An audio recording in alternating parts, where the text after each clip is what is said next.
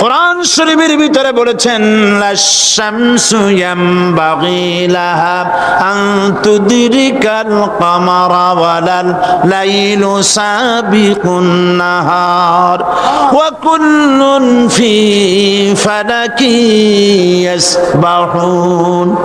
প্রবল জ্ঞানী হইবে যাহারা, আপন মনেতে বুঝিবে তাহারা, রাত্রি পারে না আগে যাইবার, দিনের স্থান করি অধিকার। চন্দ্র বাদে না সূর্যের গায়েতে, সূর্য পারে না চন্দ্রকে ধরিতে, যার যে স্থান বহাল রাখিয়া ভ্রমণ করিছে খোদাকে ডরিয়া। আল্লাহ রাব্বুল আলামিন যিনি মানুষ সৃষ্টি করেছেন, তিনি কোরআন শরীফের ভিতরে বলে দিয়েছেন। আমি প্রথমেই বলেছি, আপনারা লক্ষ্য করুন, এই কোরআন তাবিজের কিতাব নয়, এই কোরআন তদবিরের কিতাব নয়, ঝাড়ফুঁকের কিতাব নয়। কোরআন হলো পৃথিবীর মানুষের জন্য কোড অফ লাইফ, পূর্ণাঙ্গ জীবন বিধান। সব কিছু আল্লাহ পাক কোরআনের ভিতরে বলে দিয়েছেন, কোনো জিনিস বাদ দেন নাই। আপনি আমি কেমনে সৃষ্টি হয়েছি, আল্লাহ পাক কোরআনের ভিতরে বলেছেন ইন্না খালাকনাকুম মিন তুরাবিন সুম্মা মিন নুতফাতিন সুম্মা মিন আলাকাতিন সুম্মা মিন মুদগা। নিষ্প্রাণ মাটি দিয়ে তোমাকে উৎপন্ন করা হয়েছে, নিষ্প্রাণ মাটির উপাদান দিয়ে তোমাকে তৈরি করা হলো। মায়ের পেটের ভিতরে এক ফোঁটা নাপাক পানি জমাট রক্তে পরিণত হয়ে গেল, জমাট রক্ত আস্তে করে গোস্ত পিণ্ড হলো, গোস্ত পিণ্ডকে সুন্দর করে সাজায়া হাড্ডি গুড্ডি বানায়া স্ট্রাকচার তৈরি করে তার উপরে ফাকাসাউনাল ইযামা লাহমা, চামড়া দিয়ে গোস্ত দিয়া সাজায়া সুন্দর করে বানালাম। আল্লাহর পরিচয় শুনুন, আল্লাহ আমার কেমন আল্লাহ।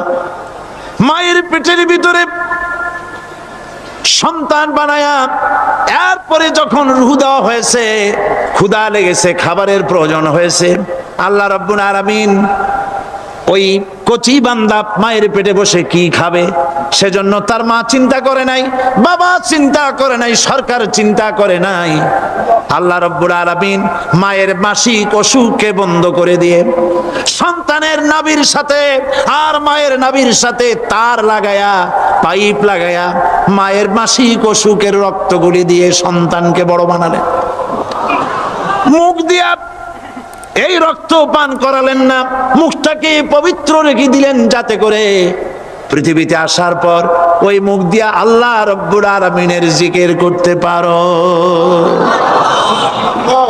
সন্তান মায়ের ভিতরে পেটের ভিতরে বড় হলো, আল্লাহ রাব্বুল আলামিন বলেন মাস দিন যখন পুরা হয়ে গেল, সুম্মা নুখরিজুকুম তিফলা, বাচ্চার আকারে পৃথিবীতে নিয়ে আসলাম। এখন খাবা কি? পৃথিবীতে যখন বাচ্চা এলো তখন তার পেটের সাথে যে সংযোগ ছিল মায়ের নাভির সাথে আর সন্তানের নাভির সাথে, সেই সংযোগ তার আর কি থাকলো? কি করা হলো? কেটে দেওয়া হলো। লক্ষ্য করুন, খাবারের জন্য একটি মাত্র পাইপ আল্লাহ লাগাইছিলেন, পৃথিবীতে সন্তান আসার সঙ্গে সঙ্গে পাইপটা কেটে দেওয়া হলো। এবার কি খাবে? আল্লাহ রাব্বুল আলামিন মায়ের বুক থেকে সন্তানের জন্য এবার সিঙ্গেল সিগন্যাল, তার জন্য সিঙ্গেল কোন লাইন যেটা ছিল কেটে দিয়া মায়ের বুক থেকে সন্তানের জন্য ডাবল লাইন আল্লাহ চালু করে দিলেন। এমন দুধ বানায় দিলেন যা শুধু খাবার নয়, শুধু ফুড ভ্যালু নয়, এই দুধের ভিতরে ক্যালসিয়াম, এর মধ্যে ভিটামিন, এর মধ্যে আয়রন, এর মধ্যে মেডিসিন। দুনিয়ার এই সন্তান ছিল ফি কারারিম মাকিন, সুরক্ষিত জায়গার ভিতরে ছিল, কোনো পলিউশন সেখানে যেতে পারতো না, রোগের জার্ম সেখানে যেতে পারতো না। দুনিয়ায় এলো দূষিত আবহাওয়ার ভিতরে, এই সন্তানকে এখনই অ্যান্টিবায়োটিক খাওয়ালে পরে অসুবিধা হবে।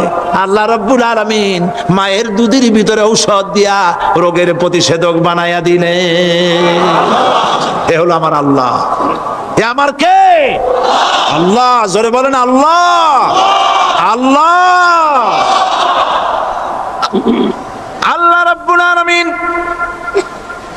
দুধ দিয়ে সন্তানকে বড় করলেন আর শোনায় দিলেন, খবরদার এই মায়ের সাথে এই বাপের সাথে নাফরমানি করবি না।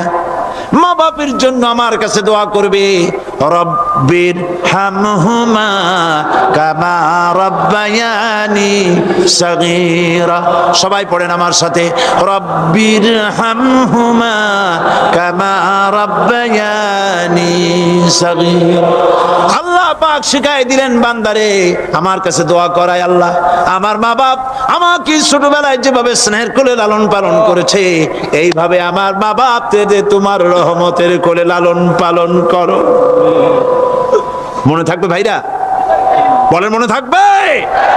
প্রত্যেক নামাজের পরে মা বাবার জন্য দোয়া করবেন, বেঁচে থাকুক আর মরে যাক, দোয়া করবেনই, মনে থাকবে। রব্বির হামহুমা কামা রাব্বায়ানি সাগীরা। আবার পড়েন, রব্বির হামহুমা কামা রাব্বায়ানি সাগীরা।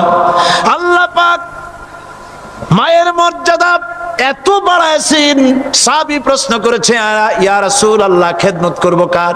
হুজুর বলেন তোমার মায়ের, তারপরে কার? তোমার মায়ের, তারপরে কার? তোমার মায়ের, তারপরে কার? তোমার পিতার। বাপের চাইতে মায়ের মর্যাদা আল্লাহ 3 গুণ বাড়াইয়া দিলেন, 3 গুণ বৃদ্ধি করে দিলেন। হাদিস শরীফে এসেছে, হযরত আবী হুরায়রা রাদিয়াল্লাহু তাআলা আনহু রাসূলের কাছে এসে রাতের বেলায় কাঁদতেছিলেন। হুজুর প্রশ্ন করলেন, আবু হুরায়রা কাঁদো কেন? হযরত আবু হুরায়রা বলছেন, হুজুর মা আমাকে মেরেছে। তিনি প্রশ্ন করলেন, আচ্ছা মা তোমার মারলো কেন? তুমি কি কোনো বেয়াদবি করছো? তিনি বললেন না, তবে মারলো কেন? হযরত আবু হুরায়রা বলেন, ইয়া রাসূলুল্লাহ আপনার খেদমত থেকে বাড়ি ফিরতে আমার দেরি হয়ে গিয়েছিল। গভীর রাত্রে যখন বাড়ি গেছি, মা আমাকে প্রশ্ন করলেন, বাবা দেরি হলো কেন, কোথায় ছিলি? তাম পৃথিবীর মানুষ যেই কদম মোবারক চুমু দিতে পারলে ধন্য হয়ে যায়, সেই আখিরি জামানার পয়গম্বর নবী মুহাম্মদ রাসূলুল্লাহ সাল্লাল্লাহু আলাইহি সাল্লামের দরবার থেকে আসতে আমার দেরি হয়ে গেছে।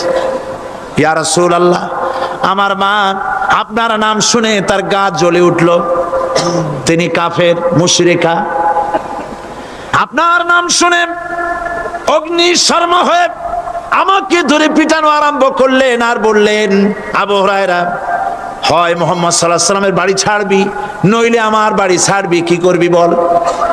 মার খেতে খেতে আমি বললাম, মা তোমার গায়ে যত শক্তি আছে আমারে মারো, তোমার বাড়ি শুদ্ধ, তাম দুনিয়াটা ছেড়ে দিতে পারি, মুহাম্মদ রাসূলুল্লাহর কদম মোবারক ছেড়ে দিতে পারি না।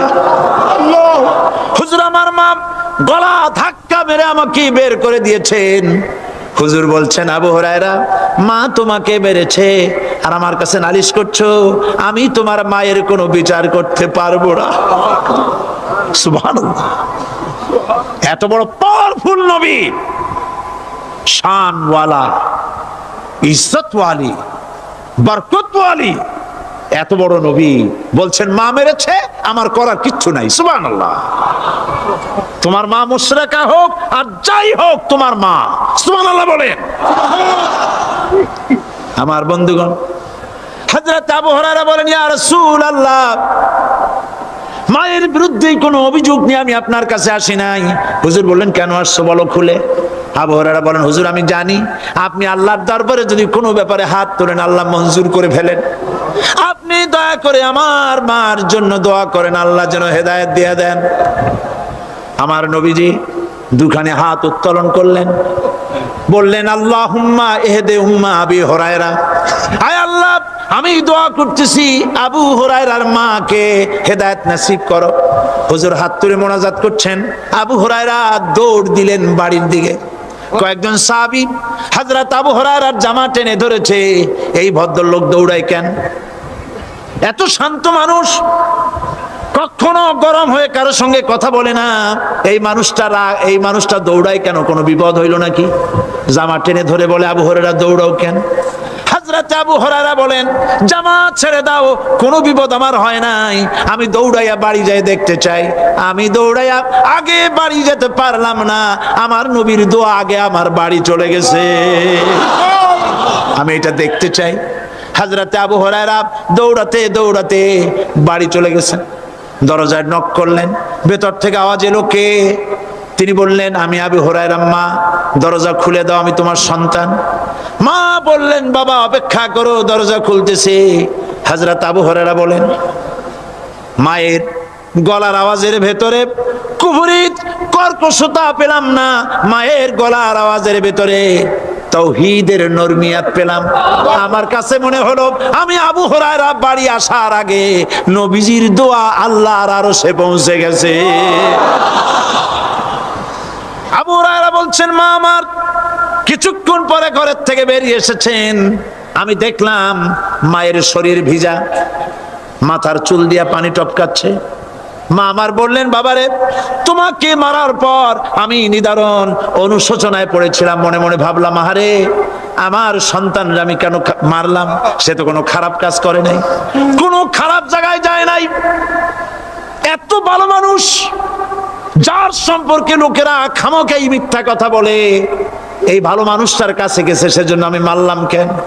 বাবা গো, আমি আমার ভুল বুঝতে পেরেছি, জীবনের ভুলও ধরা পড়েছে, আমাকে জলদি করে নিয়ে চলো বিশ্ব নবীর দরবারে। হযরতে আবু হুরায়রার মা রাসূলুল্লাহর খেদমতে এসে ঘোষণা করলেন, আশহাদু আল্লা ইলাহা ইল্লাল্লাহু ওয়াহদাহু লা শারীকা লাহু ওয়া আশহাদু আন্না মুহাম্মাদান আবদুহু ওয়া রাসূল। আমার ভাইয়েরা, আল্লাহ রাব্বুল আলামিন মানুষ সৃষ্টি করে পৃথিবীতে পাঠায় দিলেন, খাবারের ইন্তজাম করলেন, এগুলি সব আল্লাহর পরিচয়। আল্লাহরে চেনার জন্য বড় বড় কিতাব ঘাটা লাগে না, কিসমতে যদি থাকে দুই একটা দৃষ্টান্ত যথেষ্ট হয়ে যায়। সুবহানাল্লাহ, সুবহানাল্লাহ, দুই একটা দৃষ্টান্ত যথেষ্ট। আল্লাহ পাক সমস্ত সৃষ্টি জগৎকে তৈরি করলেন, সৃষ্টি করলেন, আর তাদের খাদ্যের ব্যবস্থা করলেন। কে করেছেন খাদ্যের ব্যবস্থা? খাদ্য দেন আল্লাহ। আল্লাহ পাক কোরআন শরীফে বলেছেন, লা ইন শাকারতুম লাযীদান্নাকুম ওয়া লা ইন কাফারতুম ইন্না আযাবি লাশাদীদ। আমার নিয়ামতের শুকর যদি আদায় করো বাড়ায় দেব, আর যদি কৃতজ্ঞ হও শুকরিয়া আদায় না করো মস্ত বড় শাস্তি দেব। ফসল দেই আমি, আর শুকরিয়া আদায় করো তোমার বাজানের, ঠিক কিনা? শুকরিয়া আদায় করে কার? বাজানে। একটা লোকের, একটি মানুষের যেই প্রশংসা এই সরকার করলো, বিগত 4.5 বছর ধরে একটা মানুষের যত জিকির করলো, প্রশংসা করলো, ছবি টানাইলো, যদি এতটা জিকির এতটা স্মরণ আল্লাহ রাব্বুল আলামিনের করত, ওদের জন্য আল্লাহর জান্নাতের দরজা খোলা হয়ে যেত। প্রশংসা করবে কার? আল্লাহ। চিল্লায় বলুন, আল্লাহ পাকের প্রশংসা করো। খেতে দেওয়ার মালিক তিনি। আল্লাহ পাক বলছেন, আল্লাহকে, তার পরিচয় আল্লাহ তুলে ধরেছেন, ওয়ামা মিন দাব্বাতিন ফিল আরদি ইল্লা আলাল্লাহি রিজকুহা। এই পৃথিবীর ভিতরে এমন কোন বিচরণশীল জীব নাই যার রিস্কের দায়িত্ব আমি আল্লাহ গ্রহণ করি নাই। সুবহানাল্লাহ বলবেন না? রিস্কের দায়িত্ব কার হাতে? আচ্ছা দেখুন তো, পৃথিবীর সমস্ত সরকারের কাছে বিভিন্ন মন্ত্রণালয় আছে না? খাদ্য মন্ত্রণালয় বলে কোনো মন্ত্রণালয় আছে কিনা? আছে। খালি কয় খামু আর খামু। খাদ্য মন্ত্রণালয় আছে, থাকার পরেও মানুষ না খাইয়া মরে, ঠিক কিনা? এবার একটু তাকান তো, জ্ঞানের চক্ষু দিয়া তাকান, ফরেস্ট এরিয়া, বাঘ আছে কিনা? নাই। সিংহ আছে কিনা? গন্ডার আছে কিনা? হাতি আছে কিনা? বিশাল বিশাল প্রাণী আছে কিনা? জঙ্গলে ছোট্ট প্রাণী থেকে, পোকা থেকে শুরু করে গন্ডার পর্যন্ত, টুনটুনি পাখি দিয়ে শুরু করে ঈগল পাখি পর্যন্ত, নদীর ভিতরে ছোট্ট চুনো পুঁটি থেকে শুরু করে তিমি মাছ পর্যন্ত, প্রাণীতত্ত্ববিদরা বলেছেন সমুদ্রের ভিতরে এমন এমন বড় বড় তিমি আছে যে একটা তিমির ওজন 5000 টন পর্যন্ত হয়ে যায়। 5000 টন তিমিটার ওজন। এর যখন বাচ্চা হয় তখন বাচ্চার দৈনিক দুধ লাগে 50 থেকে 60 মণ পর্যন্ত। কে ব্যবস্থা করে? রুহান মান ফেরেশতা। তো ওর মা যেমন বাচ্চা তো সেরকম হবে, ঠিক কিনা? কে দেয় খাবার? এবার দেখেন তো আপনার দেশের এই জঙ্গলে কত হাতি আছে। হাতিরা মিছিল করে আসছে যে আল্লাহ আমাদের এখন আর খাইতে যাইতে দিতে পারে না, বাংলাদেশের গভর্নমেন্ট কিছু দাও। আসছে না খাইয়া ক্ষুধার জ্বালায় হাতি মরেছে, বাঘ মরেছে, সিংহ মরেছে। এর কোনো দৃষ্টান্ত আছে? ক্ষুধার জ্বালায় আকাশের উড়ন্ত পাখিরা ছটফট করে মারা গেছে, দৃষ্টান্ত আছে? নদীর মাছেরা ক্ষুধার জ্বালায় ভেসে উঠেছে, না খাইয়া মরে গেছে, দৃষ্টান্ত আছে? মহান আল্লাহ রাব্বুল আলামিন কোরআন শরীফের ভিতরে বলেছেন অনেক প্রাণী এমন আছে যারা তাদের খাদ্যকে সঞ্চয় করে না, খাদ্যকে জমা করে না, আহরণ করে না। সকাল বেলায় একটা খাবার খেলো, দুপুরে কি খাবে তার জানা নাই। শকুন পৃথিবীর মাটি থেকে 3 মাইল উপরে ওড়ে, তার চোখকে আল্লাহ পাক এত তীক্ষ্ণ বানিয়ে দিয়েছেন। এই চট্টগ্রামের কোথায় মরা গরু আছে 3 মাইল উপর দিয়ে দেখতে পায়? সুবহানাল্লাহ করতে ইচ্ছে করে না। এই প্রাণীগুলি খাবারগুলি কোনো গভর্নমেন্ট জোগাড় করে রাখে নাই। আল্লাহ পাক বলেন সবার খাবার আমি দেই। সকাল বেলায় সমস্ত প্রাণীগুলি, মহাশূন্যে পাখি, পানির ভিতরে মৎস্যরাজি, জঙ্গলের ভিতরে হিংস্র প্রাণী, পোকামাকড় থেকে শুরু করে সবগুলো খালি পেটে সব বেরিয়ে যায়, কারো কোনো খাবারের মজুদ নাই। সন্ধ্যা হতে না হতে সমস্ত প্রাণীগুলির পেট ভরাইয়া আমি আবার যার যার ঘরে বেরায় দেই। ওয়ামা মিন দাব্বাতিন ফিল আরদি ইল্লা আলাল্লাহি রিজকুহা। সমস্ত প্রাণী রিজকের দায়িত্ব আমি আল্লাহর হাতে। কে দেয় রিজেক? জোরে বলুন, কে দেন? আল্লাহ পাক। কি খাবেন সব আল্লাহ জোগাড় করে দিয়েছেন। তরি তরকারি জোগাড় করেছেন, মাছ জোগাড় করেছেন, চাউল দিয়েছেন, খাবার দিয়েছেন, গোশত দিয়েছেন, সব দিয়ে দিয়েছেন। আল্লাহ রাব্বুল আলামিন সমস্ত জিনিস দিয়ে মানুষকে আল্লাহ পাক তার জন্য আল্লাহ সব করেছেন। খালাকালাকুম মা ফিল আরদি জামিআ। এই পৃথিবীতে যা তৈরি করেছে সব তোমার জন্য। এ হচ্ছে আমার আল্লাহ। এ হচ্ছে আমার কে? আল্লাহ। সে আল্লাহ পাক বলছেন, আল্লাহর পরিচয় তিনি স্রষ্টা, তিনি রিজেক দাতা। এবার আইনদাতা কে? আইনদাতা কে? আরো জোরে বলুন। আইনদাতা আল্লাহ হচ্ছে আল্লাহর পরিচয়। ইনিল হুকমু ইল্লা লিল্লাহ আলা লাহুল খালকু ওয়াল আমর। সৃষ্টি যার, আইন চলবে তার। আমার দেশে আল্লাহর আইন চলছে? আমাদের দেশের কল কারখানা, ক্ষেত খামার, অফিস আদালত আল্লাহর আইন অনুযায়ী চলে? চলে না। বরং আল্লাহর আইনকে মুছে ফেলার জন্য, নিজেদের আইন সৃষ্টি করার জন্য প্রচেষ্টা চালানো হচ্ছে। আল্লাহর আইন মানুষের জন্য সব থেকে বেশি উপযোগী, কারণ সৃষ্টি করেছেন কে? বলেন, কে করেছেন? আল্লাহ। প্রত্যেকটি মেশিন আপনি যা কিনবেন, রেডিও হোক, টিভি হোক, যে কোনো যন্ত্র হোক, গাড়ি হোক, তার সাথে একটা লিটারেচার, একটা বই তার সঙ্গে দিয়ে দেওয়া হয়। ওই বইয়ের মধ্যে লেখা থাকে এটা কিভাবে চালানো হবে, অপারেট করা হবে, তার সিস্টেম লেখা থাকে। আপনার ইচ্ছা মতো চালাইলে হবে না। এই মানব গোষ্ঠীকে সৃষ্টি করেছেন। এখন আপনি যদি আপনার আইন মতো চালান, তা কি চলবে? চলবে না। আপনি আপনার আইন মতো চালাচ্ছেন, ভালোভাবে চলতেছে? চলতেছে না। স্বরাষ্ট্রমন্ত্রী বলতেছেন সন্ত্রাসীদেরকে মাটির তলা থেকে খুঁজে বের করা হবে, কিন্তু নাকের উপর দিয়া ব্রিফকেস চুরি হয়ে যায়, উনি তা ধরতে পারেন না। এই হলো আইন। অনাবরত খুন হচ্ছে, অনাবরত সন্ত্রাসী তৎপরতা চলছে, আর ওনারা বলছেন আগের থেকে এগুলি চলে আসছে, একজনের খুনের বিচার না হইলে এরকম খুন তো হইতেই থাকবে। তাহলে খুনকে, হত্যাকে, সন্ত্রাসকে সরকার জাস্টিফাইড করছে। নাউজুবিল্লাহি মিন যালিক। এই জন্য আইন হতে হবে আল্লাহর। আইন হতে হবে কার? চিল্লায় বলেন আল্লাহ পাকের আইন হতে হবে। আমি একদিন পার্লামেন্টে বলেছিলাম,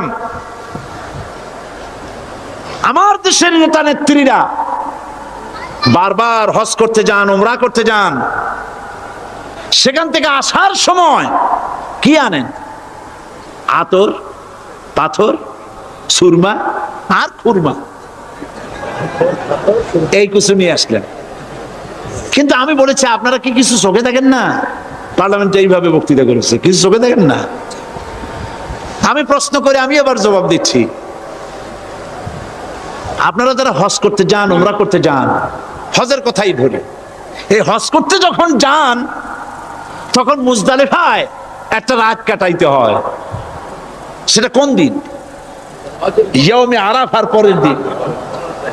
এই মাঠে দালান কোঠা আছে, এখানে বেড়া আছে, শামিয়ানা আছে, পর্দা আছে, তাবু আছে, কিচ্ছু নয়। লক্ষ লক্ষ নারী আর পুরুষ পাশাপাশি শুয়ে থাকে, তাও সুবহানাল্লাহ কইতে ইচ্ছা করে না। সারা রাত জনে জনে পুলিশ পাহারাদার নাই। কিরকম মেয়ে এলো, চাঁদের সৌন্দর্য হার মানায় দিতে পারে এরকম সুন্দরী, এরকম সুন্দরী নারী, সুদর্শন পুরুষ পাশাপাশি রাস্তার ধারে মরুভূমির ভিতরে সারা রাত কাটাচ্ছে। ইয়াউমে আরাফার পরের রাতটা একটা রাত পুরা। এভাবে চলতেছে বছরের পর বছর, শতাব্দীর পর শতাব্দী, সহস্রাব্দীর পরে সহস্রাব্দী। আমি প্রশ্ন করি, পৃথিবীর ইতিহাসে কেউ কি এমন কথা বলতে পেরেছে, লিখতে পেরেছে যে মুজদালিফার রাতে সেখান থেকে 10টা নারী হাইজ্যাক হয়েছে, 5টা নারী লাঞ্ছিত হয়েছে? বলতে পারবে? গভীর রাত্রে পুরুষ সঙ্গী ছাড়া সুন্দরী রমণী, যুবতী রমণী একাকিনী নিজের ঘর ছেড়ে আল্লাহর ঘরে তাওয়াফ করতে আসে।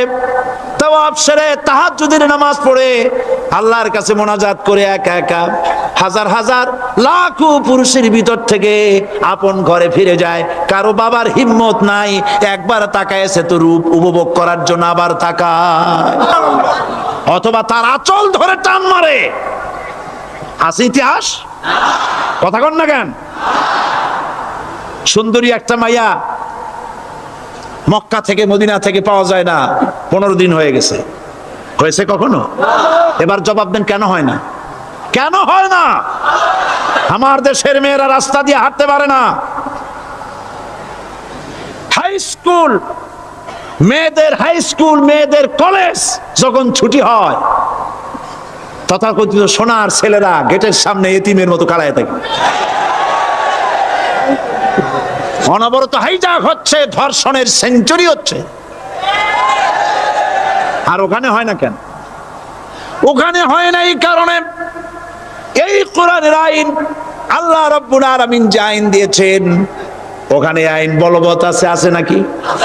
আছে কিনা? কোন পুরুষ কোন নারীকে ধর্ষণ করেছে যদি প্রমাণিত হয়, সে যদি ফাহাদের ছেলে হয় আর ফাহাদের মেয়ে হয়, কোরআনের শাস্তি হলো পাথর দাও। তাকে জানিয়ে দেওয়া হবে রেডিও টিভির মাধ্যমে, জেনাকারের ব্যভিচারীর শাস্তি হবে। চতুর্দিকে হাজারো লোকেরা দাঁড়াবে, হাতে পাথর পড়ে যাবে। এই দৃশ্য যারা দেখবে স্বচক্ষে, রেডিওতে, পত্রপত্রিকায়, আর 1 বছরের ভেতরে খুন করার হিম্মত কারো কলিজায় উঠবে? জেনাকারের পাথর মেরে দেওয়া শাস্তি যদি চোখে কেউ দেখে, জেনা করার পুলক আর জাগবে? এটা নাম আল্লাহর আইন। এই আইন কার? এই আইন কার? এই আইন যতদিন পর্যন্ত বাংলার মানুষের, মুসলমানদের উপরে কার্যকরী না হচ্ছে, এই দেশে কার্যকরী না হবে, ততদিন পর্যন্ত হত্যা, ধর্ষণ, খুন বন্ধ হবে না। বন্ধ হবে। সুতরাং এই আইন হচ্ছে কার? আরো জোরে বলে, আল্লাহ রাব্বুল আলামিন। মহান আল্লাহ রাব্বুল আলামিনের এই আইন অনুযায়ী যদি দেশ চলে, মানুষ শান্তি পাবে, চুরি বন্ধ হবে, ডাকাতি বন্ধ হবে, জেনা বন্ধ হবে, হত্যা ধর্ষণ বন্ধ হয়ে যাবে। নবীজি এমন একটি আইন চালু করে দিয়ে, কোরআনের বিধান চালু করে দিয়ে এমন একটা সমাজ চালু করেছিলেন, যেই সমাজ সম্পর্কে হুজুর নিজে বলেছেন, খায়রুল কুরুনে কারনি, সর্বশ্রেষ্ঠ যুগ হলো কার যুগ? আমার যুগ। সুবহানাল্লাহ বলেন। রাসূলের যুগ হলো সর্বশ্রেষ্ঠ যুগ। সেই কোরআন, সেই হাদিস আজও আছে না নাই? বলেন জোরে, আজও আছে না নাই? সেই কোরআন এবং সুন্নাহ দিয়ে দেশ শাসন হোক, এটা কি আমরা চাই? কারা কারা চাই? দু হাত উঁচু করে দেখান। কোরআনে কারীম বলছে, লিল্লাহি মা ফিস সামাওয়াতি ওয়া মা ফিল আরদ, আকাশ এবং জমিনের ভিতরে যা কিছু আছে সব কিছুর মালিকানা কার? জোরে বলেন কার? আল্লাহ রাব্বুল আলামিন হচ্ছেন এর একচ্ছত্র মালিক। সুতরাং বান্দাদের কাছে কিছুদিনের জন্য এগুলিকে আমানত রাখা হয়েছে। আমাদের ঘর আছে, বাড়ি আছে, ব্যবসা আছে, বাণিজ্য আছে, জায়গা আছে, জমিন আছে, গরু আছে, বাছুর আছে, এই সবগুলি কিছুদিনের জন্য আমাদের কাছে কি রাখা হয়েছে? আমানত। আমানতের মাল আপনি আপনার ইচ্ছা মতো খরচ করতে পারবেন না। আমানতের মাল কি ইচ্ছা মতো খরচ করা যায়? যায় না। আমানতের মালকে খরচ করতে হলে মূল মালিকের ইচ্ছা অনুযায়ী খরচ করতে হবে। মূল মালিককে আল্লাহ রাব্বুল আলামিন বলছেন, ইন্নাল্লাহা ইশতারা মিনাল মুমিনিনা আনফুসাহুম ওয়া আমওয়ালাহুম বিআন্না লাহুমুল জান্নাহ। আমি আমার মুমিনের জান এবং মালকে খরিদ করে নিয়েছি, বিনিময় জান্নাত দিয়ে দিয়েছি। তোমার কাছে যে জান আছে, মাল আছে, এটা তোমার নয়, এটা আমার আমানত তোমার কাছে। সুতরাং এই আমানত খরচ করতে হবে মূল মালিকের ইচ্ছা অনুযায়ী। সমাজের এক শ্রেণীর লোক প্রচুর বিত্তের মালিক হবে, সমাজের এক শ্রেণীর লোক প্রচুর বিত্ত এবং সম্পদের মালিক হয়ে ভোগ বিলাসের আনন্দের স্রোতে ভেসে যেতে থাকবে, নিজেকে ভাসিয়ে দেবে।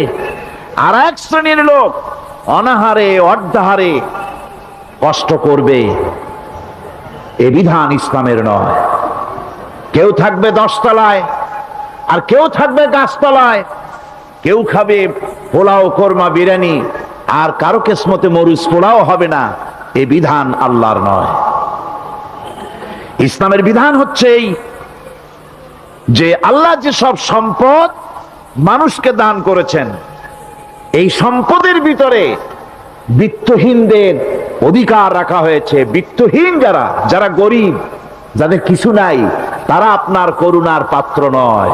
কি বলেন? তারা কি ধনীদের করুণার পাত্র? কোরআনে কারিমে আল্লাহ বলেন, ওয়াল্লাযীনা ফী আমওয়ালিহিম হাক্কুল লিসসাইলি ওয়াল মাহরুম। ধনীদের সম্পদের ভেতরে গরিবদের, বিত্তহীনদের অধিকার রয়েছে। সে অধিকার আদায় করে দাও। দান করা এমনি দিয়ে দাও এক জিনিস, গরিবদেরকে, বিত্তহীনদেরকে ইসলাম করুণার পাত্র বানায় নাই। বলেছে অধিকার। অধিকারটা বড় মজবুত কথা, এ কথার লোড আছে, ওয়েট আছে। আপনার আমার সম্পদের, অর্থাৎ যাদের বিত্ত আছে, বিত্ত সম্পদওয়ালা সম্পদশালী লোকেদের সম্পদের ভেতরে গরিবদের অধিকার রয়ে গেছে, সে অধিকার আদায় করতে হবে। ইসলাম সকল মানুষের দারিদ্র দূর করে বেঁচে থাকার মৌলিক অধিকার প্রতিষ্ঠিত করেছে। রাসূল করিম সাল্লাল্লাহু আলাইহি ওয়াসাল্লাম বলেছেন, লাইসা লি ইবনি আদম হাক্কুন সিওয়া হাযিহিল খিসাল, বাইতুন ইয়াসকুনুহু ওয়া সাওবুন ইউয়ারি আওরাতাহু ওয়া জালফাল খুবজ ওয়াল মা, আখরাজাহু তিরমিজি। তিরমিজি শরীফের হাদিসের ভেতরে এসেছে, রাসূল করিম সাল্লাল্লাহু আলাইহি ওয়াসাল্লাম বলেছেন, প্রত্যেকটি বনি আদমের তার বাস করার জন্য একটা গৃহ, এবং লজ্জা ঢাকার জন্য, শীত নিবারণের জন্য তার বস্ত্র, আর ক্ষুধা মিটাবার জন্য তার পানি আর রুটি ইত্যাদির ব্যবস্থা করতে হবে, চাই সে মুসলমান হোক আর হিন্দু হোক আর খ্রিস্টান হোক। বনি আদম, আদমের সন্তান যে মানুষ, যে তার এই অধিকার ইসলাম প্রতিষ্ঠিত করেছে। আজ বলা হচ্ছে খাদ্য, বস্ত্র, বাসস্থান সমাধান দেবে অমুকরা তমুকরা, এরকমের স্লোগান হয় না? ওরা দিতে পারবে না, ওরা দিতে পারে নাই। খাদ্য, বস্ত্র, শিক্ষা, চিকিৎসা, বাসস্থানের গ্যারান্টি দিয়েছে কোরআন, দিয়েছে আল্লাহ রসুল জনাবে মুহাম্মদ রাসূলুল্লাহ সাল্লাল্লাহু আলাইহি ওয়াসাল্লাম। ইসলাম অর্থনৈতিক নিরাপত্তার জন্য যে সব পন্থা অবলম্বন করেছে, সেটা হচ্ছে যে সমাজের কর্মক্ষম সকল ব্যক্তি রুজির জন্য পরিশ্রম করবে, কেউ বসে থাকতে পারবে না। এটা হচ্ছে ইসলামের নিয়ম, কেউ বসে থাকতে পারবে না। কোরআনে কারীম বলছে, ফাইদা কুদিয়াতিস সালাতু ফান্তাশিরু ফিল আরদ ওয়াবতাগু মিন ফাদলিল্লাহ। ফাইদা কুদিয়াতিস সালাত, যখন তোমার নামাজ সম্পূর্ণ হয়ে গেল, ফান্তাশিরু ফিল আরদ, ছড়িয়ে পড়ো আমার জমিনের উপরে, ওয়াবতাগু মিন ফাদলিল্লাহ, আর আমার অনুগ্রহ অনুসন্ধান করো। রুজি কামানো কোনো খারাপ জিনিস না। কেউ মনে করে সারাদিন বসে বসে আল্লাহর জিকির করব, কেউ দুনিয়াটারে ঝামেলা মনে করে জঙ্গলে চলে যেতে চায়। এটা নিয়ম না। আপনি বসে থাকতে পারবেন না, আপনাকে কাজ করতে হবে। রুজি কামাই করাটাকে কোরআনে কারিমে এতটা সম্মান দিয়েছে, যেটাকে ফদলুল্লাহ বলা হয়েছে। ফদলুল্লাহ, এটা আল্লাহর অনুগ্রহ। সুবহানাল্লাহ বলেন। এটাকে ফদলুল্লাহ বলা হয়েছে, এটা জিনাতুল্লাহ বলা হয়েছে। আপনি যে কাপড় চোপড় ব্যবহার করেন, এই কাপড় চোপড়ের ব্যাপারে আল্লাহ পাক প্রশংসা করেছেন, কাপড় চোপড় সুন্দর পরতে বলেছেন। তারপরে রুজি রোজগার হালাল করতে বলা হয়েছে, এবং রুজি কামাবার ব্যাপারে হালাল ভাবে রুজি কামাবার জন্য ইন্সপিরেশন দেওয়া হয়েছে কোরআন এবং হাদিসে। রাসূল করিম সাল্লাল্লাহু আলাইহি ওয়াসাল্লাম বলেছেন, আল কাসিবু হাবিবুল্লাহ, সহজে যে উপার্জন করে সে আল্লাহর বন্ধু। যে ব্যক্তি ঠেলা গাড়ি চালায়, কুলি মজুর, রিক্সা চালায়, নিন্দা নাই, তাকে নিন্দা করা যাবে না। রিক্সাওয়ালাও একটা গুরুত্বপূর্ণ দায়িত্ব পালন করছে। কুমার, কামার, তাঁতি, জেলে, ধোপা, নাপিত সবাই কাজ করছে। প্রত্যেক কাজের সম্মান ইসলাম দেয়। সুবহানাল্লাহ কোন। সমস্ত কাজের সম্মান আছে, শুধুমাত্র সম্মান নাই চুরির কাজের, ডাকাতির কাজের, সন্ত্রাসের কাজের, চাঁদাবাজির কাজের, মাস্তানির কাজের। এই সব কাজ নিন্দনীয়, এবং এই সব কাজ নিতান্ত বাজে কাজ। এ কাজের কোনো সম্মান নাই। সম্মান হচ্ছে নিজের হাতে কামাই করে সারা দিনে এক মুঠো খাবারও যদি খান, আপনার খাবারের চাইতে হালাল খাবার কারো হতে পারে না। আল্লাহর বন্ধু সোজা কথা না। আল কাসিবু হাবিবুল্লাহ, সহস্ত উপার্জনের এত বরকত। সেজন্য অর্থনৈতিক নিরাপত্তার জন্য সমাজের প্রত্যেকটি কর্মক্ষম লোককে কাজ করতে হবে। কি করতে হবে? নামাজ পড়া হয়ে গেছে, এখন আর বসে থাকা চলবে না। নেমে পড়ুন কাজের জন্য, আল্লাহর অনুগ্রহ অনুসন্ধান করুন। এরপরে আল্লাহ পাক বলছেন, আমার অনুগ্রহ রুজি কামাও, আর রুজি কামাবার সময় ওয়াজকুরুল্লাহ যিকরান কাসীরা লাআল্লাকুম তুফলিহুন। আর জিকির করবা আমার বেশি, আমার জিকির করবা। বলা হচ্ছে রুজি অনুসন্ধান করো, আর বলা হচ্ছে আমার জিকির করো। তো জিকির আর রুজি সন্ধানের ভিতরে সামঞ্জস্য কি? সামঞ্জস্যটা হচ্ছে এই যে আপনি যখন উযকুরুল্লাহ কাসীরান, আপনাকে বেশি করে জিকির করতে হবে। জিকির মানে কি? স্মরণ করা। জিকির মানে কি? স্মরণ করা। আল্লাহকে স্মরণ করেন। রুজি যখন কামাতে যাবেন স্মরণ করবেন কারে? চিল্লায় কোন কারে? আপনি রুজি কামাবার জন্য চাকরি করতেছেন, অফিসে বসে যদি আল্লাহ রাব্বুল আলামিন আপনার স্মরণে থাকে, তাহলে ঘুষ খাওয়া আপনার জন্য সম্ভব হবে না। কথা ঠিক কিনা? আল্লাহ পাক বলছেন, রুজি কামাবার জন্য তুমি যে পরিশ্রম করবে, ওই পরিশ্রমের সময় বেশি বেশি জিকির করো, আমারে স্মরণ রাখো। অফিসে বসে যখন তুমি কাজ করবে, আমি যদি স্মরণে থাকি, তাহলে তুমি ঘুষ খাইতে পারবে না। তুমি জমিন চাষ করবে, জমিন চাষ করার সময় আমি যদি তোমার স্মরণে থাকি, জমিনের আইল ঠেলা তোমার পক্ষে সম্ভব হবে না। যত রকমের রুজির রোজগারের পথ আছে, আমাকে স্মরণ করো, খারাপ পথ থেকে বাঁচো, হালাল ভাবে রুজি কামাও। হালাল রুজির ভিতরে আল্লাহ রব্বুল আলামিন বরকত দিয়ে দিবেন। আর কাজ করার জন্য বলা হয়েছে, রাসূল করিম সাল্লাল্লাহু আলাইহি ওয়াসাল্লাম বলেছেন, ইজা সাল্লাইতুমুল ফাজরা ফালা তানুমু আন তালবি আরযাকুকুম। ফজরের নামাজ পড়া হয়ে গেছে, ঘুমায়ও না।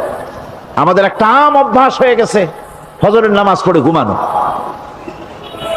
হাদিস শরীফে বলা হচ্ছে, ফজরের নামাজ পড়া হয়ে গেছে, ঘুমায়ও না। রুজি তালাশ করো, রিজিক তালাশ করো, নিজের সাহায্য করো, অন্যকে সাহায্য করো, নিজের সংসারের জন্য কাজ করো, অন্যের জন্যও করো। হালাল ভাবে রুজি কামাই করে বউকে একটা ব্লাউজ কিনে দিয়েছেন, একটা শাড়ি কিনে দিয়েছেন, বাচ্চাকে ক্লাসের বই কিনে দিয়েছেন, বাজার থেকে মাছ তরিতরকারি কিনে। অক্ষম ব্যক্তিদেরকে সহযোগিতা করবে, যারা নাকি উপার্জন করতে পারে না, ওই জাতীয় লোকদেরকে তারা সহযোগিতা করবে। ওয়াকফুলু গানিয়ুহুম ফাকিরাহুম, সেই সমাজের যারা নাকি সামর্থ্যবান, তারা রোজগার করবে এবং গরিবদেরকে সহযোগিতা করবে।